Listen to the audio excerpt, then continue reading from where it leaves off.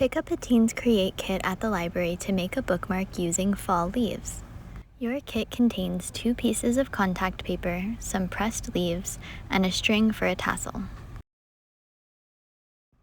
To complete this project, you will also need a pair of scissors, a little bit of Scotch tape, and a hole puncher. Start by folding a piece of tape on itself in a ball so that you can fasten the contact paper to the table. This will hold the contact paper in place while you place your leaves. Tape the clear side of the contact paper to the table. I used 2 pieces of tape, one at each end. If you're ready to place your leaves, peel the backing off the contact paper to reveal the sticky surface. You might want to think about how you want your leaves arranged before placing them down, as they might be hard to move. Once you've decided on placement, press them down onto the contact paper.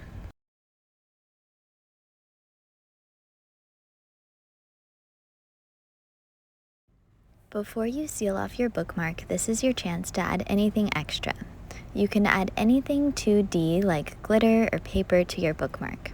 I decided to add a small heart with some text.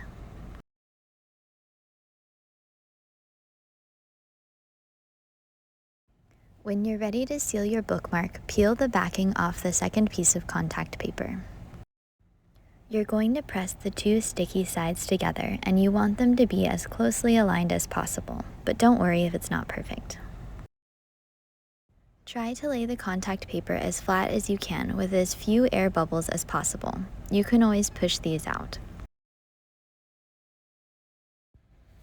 After squeezing out all the air bubbles, use scissors to trim the edges of your bookmark to remove any sticky contact paper, leaves, or stems that are sticking out. Then use the hole puncher to make a hole for you to tie on the tassel.